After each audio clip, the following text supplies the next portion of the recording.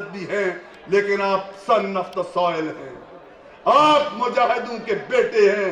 کشمیری 72 سال پہلے ٹوپی دار بندوقیں لے کے آگے بڑھے تھے، قربانیوں کی لازوال مثالیں پیش کی تھی، اور پھر ادھر سے صوبہ سرحد اور قبائلی علاقوں سے اعانت کو آئے تھے، اور یہ جو بچے کھڑے ہیں پیدل چل کے آئے ہیں۔ یہ آج بھی اس بات کی غماز ہے، پاکستان کی قوم بھی اور پاکستان کے لوگ بھی اور آزاد کشمیر اور جی بی کے لوگ بھی نہ مودی کے سامنے کبھی جھکے ہیں، نہ بکے ہیں، نہ گھبرائے ہیں۔ حکمرانوں سے یہ کہتا ہوں، کشمیر کے جہاد اور کشمیر کے خون سے بے وفائی نہ پہلے کسی کو راس آئی نہ آئندہ آئے گی۔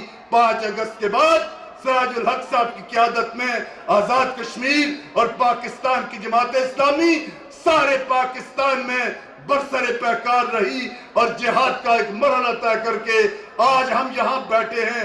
اصل روڈ میپ سراج الحق صاحب دیں گے۔ ہم حکمرانوں سے یہ کہنے آئے ہیں کہ آپ مودی کی اسٹریٹجی کے خلاف کاؤنٹر اسٹریٹجی کا اعلان کرے، کاؤنٹر روڈ میپ کا اعلان کرے۔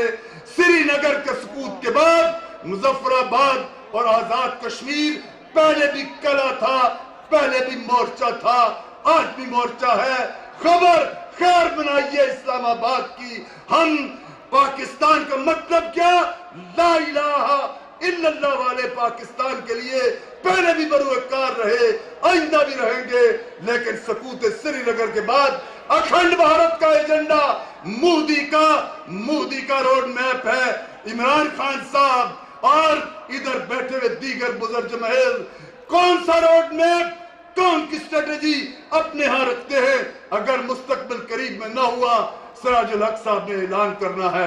لیکن میں یہ کہنا چاہتا ہوں، اگر روڈ میپ نہ آیا اور اگر تقسیم کشمیر کی بات کو آگے بڑھایا گیا، خدا کی قسم لاکھوں لوگ آئیں گے سراج الحق صاحب، ہم ایک بار پھر اس ڈی چوک میں آئیں گے، ایسا لاک ڈاؤن کریں گے کہ شاید تاریخ میں اس سے پہلے کا کوئی لاک ڈاؤن نہ ہوا ہو، اور ہم آپ کی قیادت میں کریں گے۔ اور میں یہ بات بھی کہنا چاہتا ہوں، ادھر ہی نہیں، ہم بیس کیمپ میں 47 کا کردار دہرانے کے لیے بےتین ہیں۔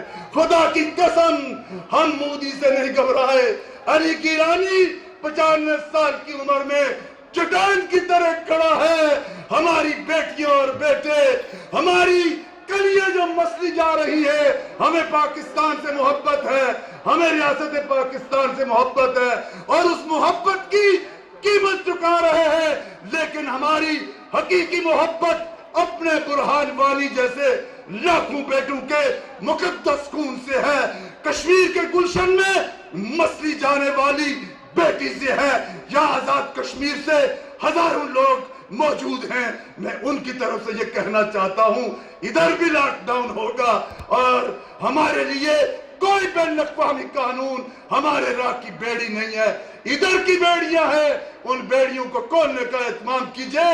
بیس کیمپ کے 50 لاکھ لوگ، جی بی کے 20 لاکھ لوگ 47 کا کردار دہرانے کے لیے بے چین ہیں، اور اگر یہ نہ ہوا تو آزاد کشمیر کی ریاست، اس کے ذمہ داران، جی بی کی ریاست، اس کے ذمہ داران، ساری سیاسی قیادت، سارے پیر و جوان بیٹھیں گے، ہم روڈ میپ دیں گے، اور پھر گلہ اور شکوہ نہ کیجئے گا۔ وآخر دعوانا ان الحمدللہ رب العالمین۔